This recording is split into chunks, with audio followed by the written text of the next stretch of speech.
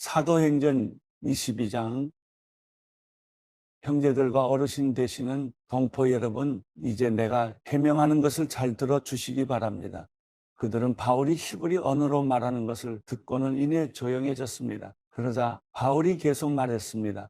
나는 길리기아 지방의 다소에서 태어난 유대 사람이지만 이 도시에서 자랐습니다. 나는 가말리엘의 지도 가운데 우리 조상들의 율법으로 엄격한 훈련을 받았고 오늘 여기 모인 여러분 못지않게 하나님께 대한 열심이 있었습니다. 그래서 나는 이 도를 따르는 사람들을 죽이기까지 핍박하며 남녀를 가리지 않고 모두 잡아다가 감옥에 집어넣었습니다. 그것은 대제사장과 모든 공회원들이 증언할 수 있을 것입니다. 나는 심지어 그들로부터 다메섹에 있는 형제들에게 보낼 공문을 얻어냈고 그곳에 있는 신자들을 붙잡아 예루살렘으로 데려와 처벌받게 하려고 다메섹으로 떠났습니다. 내가 다메섹에 가까이 다다르자 정오쯤 됐는데 갑자기 하늘에서 밝은 빛이 내 주위를 둘러 비추었습니다. 내가 땅에 풀썩 쓰러졌는데 한 음성이 내게 말씀하시는 것이 들렸습니다. 사울아, 사울아, 내가 왜 나를 핍박하느냐? 내가 물었습니다. 주여, 당신은 누구십니까? 그분이 내게 대답하셨습니다. 나는 내가 핍박하는 나사렛 예수다. 나와 함께 있는 사람들은 빛은 보았지만 내게 말씀하시는 분의 음성은 알아듣지 못했습니다. 내가 물었습니다. 주여, 제가 어떻게 해야 합니까? 주께서 말씀하셨습니다. 일어나 다메섹으로 들어가거라. 거기서 내가 할 일을 모두 일러줄 것이다.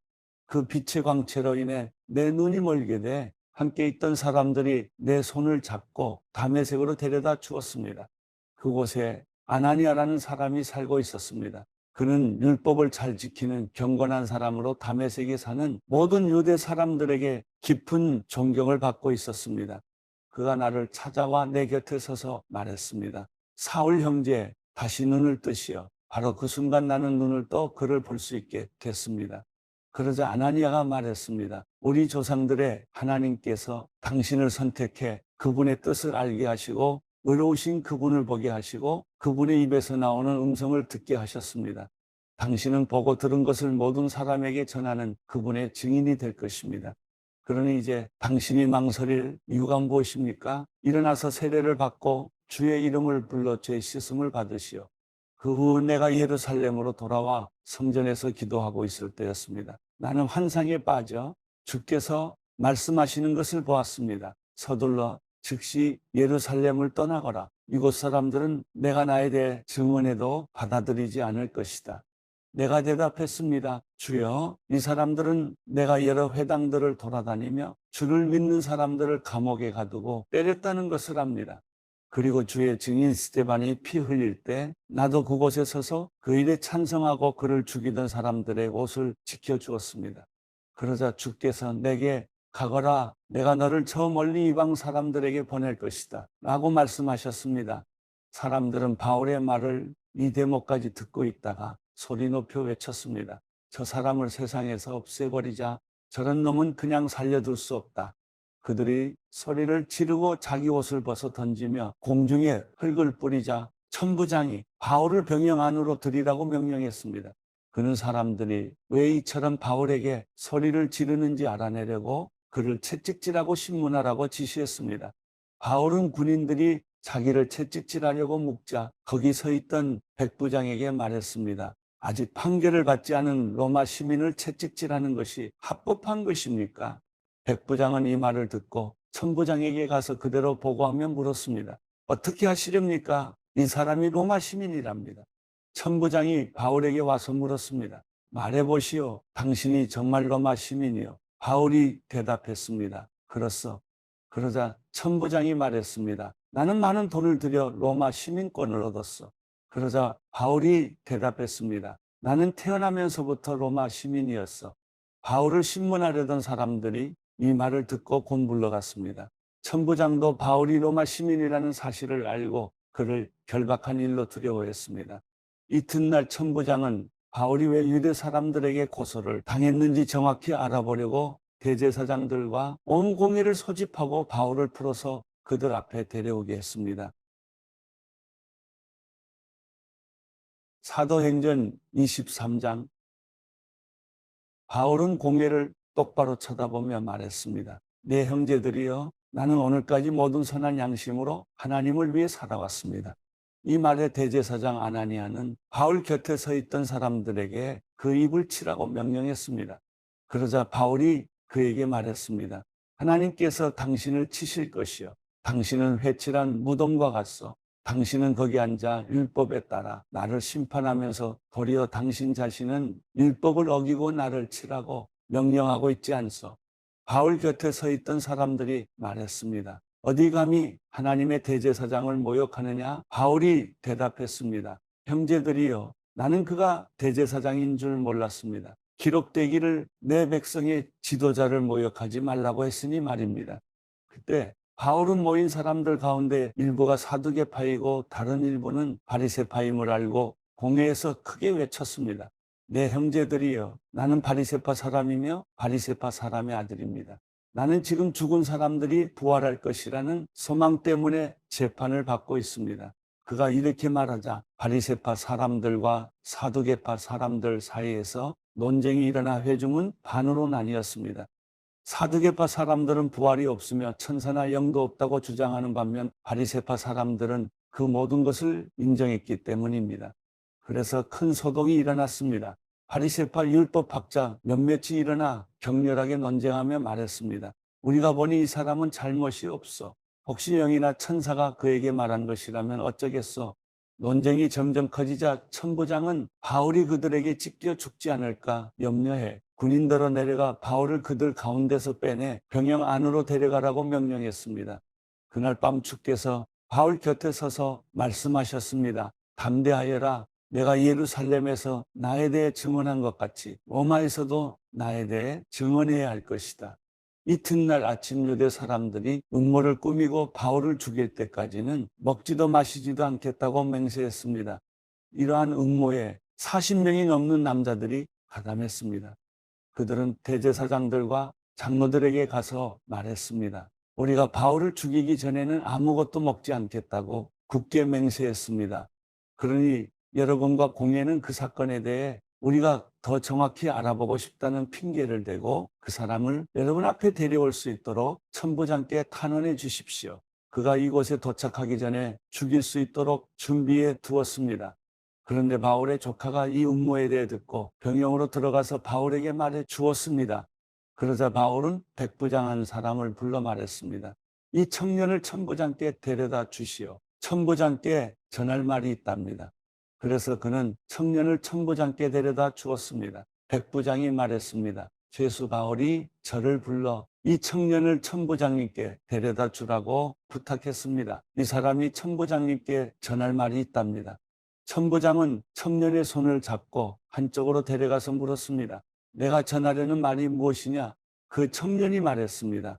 유대 사람들이 바울에 대해 더 정확하게 알아보고 싶다는 핑계로 내일 공회에 그를 데리고 나오도록 천부장님께 부탁하자고 합의했습니다. 그들의 말을 들어주시면 안 됩니다.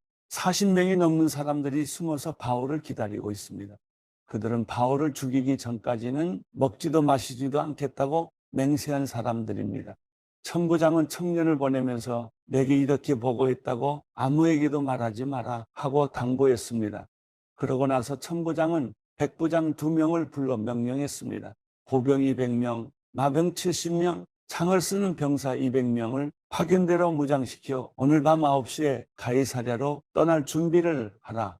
또 바울을 벨릭스 총독에게 안전하게 호송할 수 있도록 그를 태울 짐승도 마련하라. 그러고 나서 천부장은 이렇게 편지를 썼습니다. 글라우디오 루시아가 벨릭스 총독 각하께 문안드립니다. 이 사람은 유대 사람들에게 붙잡혀 거의 죽을 뻔했습니다. 그러나 그가 로마 시민임을 알고 제가 군대를 동원해 그를 구해냈습니다. 그들이 왜 이 사람을 고소하는지 알고 싶어서 유대 사람의 공회에 데려가 보았습니다. 그런데 알고 보니 그 고소는 그들의 율법에 관한 문제였지 사형이나 징역에 해당되는 죄목은 없었습니다. 이 사람을 반대하는 음모가 진행되고 있다는 보고를 듣고 바로 각하께 이 사람을 보냅니다. 고소인들에게는 그에 대한 사건을 각하께 상정하라고 명령해 두었습니다. 그리하여 군인들은 그 명령을 수행해 밤중에 바울을 데리고 안디바드리까지 갔습니다. 이튿날 그들은 마병에게 바울을 호송하게 하고 자기들은 병영으로 돌아갔습니다. 마병들은 가이사랴에 도착하자 총독에게 편지를 전하고 바울을 넘겨주었습니다.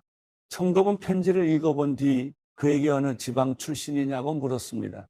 길리기아 출신임을 알게 된 총독은 바울에게 말했습니다. 너를 고소하는 사람들이 이곳에 도착하는 대로 내 변명을 듣도록 하겠다. 그러고 나서 그는 바울을 헤롯의 관저에 가둬 지키라고 명령했습니다. 사도행전 24장. 5일이 지나자 대제사장 아나니아가 몇몇 장로들과 더둘로라는 변호사를 데리고 가이사랴에 내려왔습니다. 그들은 총독 앞에서 바울을 고소했습니다. 바울이 불려 나오자 더둘로가 그 사건을 벨릭스 앞에 고소해 말했습니다. 우리는 각하의 다스림 아래서 오랫동안 태평성대를 누리고 있습니다. 각하의 성견지명은 이 나라의 개혁을 가져다 주었습니다. 벨릭스 각하, 저희는 언제 어디서나 이것에 대해 깊은 감사를 드리고 있습니다. 이제 더 이상 각하께 폐가 되지 않도록 간단히 말씀드리겠으니 각하께서는 관용을 베푸셔서 저희 말을 들어주시기 바랍니다. 저희가 알아보니 이 사람은 전염병 같은 사람으로 온 세상에 퍼져 있는 유대 사람들 가운데 폭동을 일으키는 사람입니다. 그는 나사렛 이단의 우두머리이며 심지어 성전까지 더럽히려고 했습니다. 그래서 저희가 붙잡은 것입니다. 각하께서 직접 조사해 보시면 저희가 고소하는 이 모든 내용이 사실임을 아시게 될 것입니다.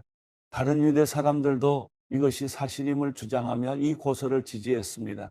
총독이 바울에게 말하라고 손짓하자 바울이 대답했습니다. 저는 각하께서 몇 년 동안 이 나라의 재판관이셨던 것을 알고 이제 기쁜 마음으로 제 자신을 변호하고자 합니다. 제가 예배를 드리러 예루살렘에 올라간 지 12일밖에 되지 않은 것을 각하께서 조사해 보시면 쉽게 아실 수 있습니다. 저를 고소한 사람들은 제가 성전에서 누구 언쟁을 한다거나 회당이든 그 밖의 도시 한 어떤 곳에서도 군중을 선동하는 것을 본 일이 없습니다. 그러니 그들은 자기들이 지금 고소한 내용을 각하께 충분히 증명할 수 없는 것입니다. 그러나 제가 각하께 이것은 시인합니다. 저는 이 사람들이 이단이라고 말하는 그 도를 따라 우리 조상의 하나님을 섬기며 율법과 예언서에 기록된 모든 것을 믿습니다. 또 이 사람들과 마찬가지로 하나님께 같은 소망을 두고 있으니 그것은 의인과 악인의 부활이 있을 것이라는 것입니다. 그렇기 때문에 저는 하나님과 사람 앞에서 항상 거리낄 것 없는 양심을 지니려고 애쓰고 있습니다. 저는 제 민족에게 구제금을 전달하고 예물도 드리려고 여러 해 만에 예루살렘에 왔습니다. 이들은 제가 성전에서 정결 의식을 행하고 예물 드리는 것을 보았습니다. 그때 제 주위에는 군중도 없었고 저는 어떤 소란에도 개입되지 않았습니다. 그 자리에는 다만 아시아 지방에서 온 몇몇 유대 사람들이 있었는데 만약 저를 고소할 일이 있었다면 그들이 직접 고소 내용을 들고 여기 각하 앞에 와 있어야 할 것입니다. 그렇지 않다면 여기 있는 이 사람들이라도 제가 유대 공회 앞에 섰을 때 무슨 제목을 발견했는지 말해야 할 것입니다. 저는 다만 이 사람들 앞에 서서 내가 오늘 여러분 앞에 재판을 받는 것은 죽은 사람의 부활에 대한 문제 때문이다라고 한마디 외쳤을 뿐입니다. 그러자 그 도에 대해 익히 잘 알고 있었던 벨릭스는 루시아 천부장이 오면 그때 판결하겠다라고 말한 뒤 재판을 연기했습니다. 벨릭스는 백부장에게 명령해 바울을 지키되 그에게 어느 정도 자유를 주고 필요한 것을 그의 친구들이 가져다 주는 것도 허락하라고 했습니다. 며칠 뒤 벨릭스는 유대 사람인 아내 드루실라와 함께 나타났습니다. 그는 바울을 불러들여 그리스도 예수를 믿는 믿음에 관해 바울이 설명하는 것을 들었습니다. 바울이 정의와 자기 절제와 다가올 심판에 대해 설명하자 벨릭스는 두려워하며 말했습니다. 이제 됐다. 가도 좋다. 내가 편한 시간에 다시 부르겠다. 동시에 그는 혹시 바울이 자기에게 뇌물을 바치지 않을까 하는 바람에서 바울을 수시로 불러들여 함께 이야기를 나누었습니다. 2년이 지난 후 벨릭스의 뒤를 이어 고르기오 베스토가 총독이 됐습니다. 그러나 벨릭스는 유대 사람들에게 환심을 사려고 바울을 그대로 감옥에 내버려 두었습니다.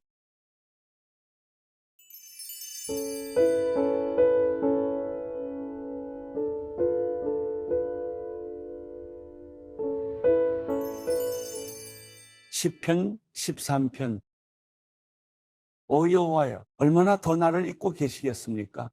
영원히 그리하시렵니까? 주의 얼굴을 얼마나 더 내게서 감추시겠습니까? 언제까지 내가 걱정해야 하며 언제까지 내가 슬퍼해야 합니까? 도대체 얼마나 더 내 적들이 내 위에 있겠습니까? 오 여호와 내 하나님이여, 나를 보시고 응답하소서. 내 눈을 뜨게 하소서. 내가 죽음의 잠에 빠질 것 같습니다. 그러면 내 적이 내가 그를 이겼다 하고 내가 흔들릴 때 나를 괴롭히던 사람들이 기뻐할 것입니다. 그러나 나는 주의 변함없는 사랑을 믿습니다. 내 마음이 주의 구원을 기뻐합니다. 주께서 내게 은혜를 베푸셨으니 내가 여호와를 찬송할 것입니다.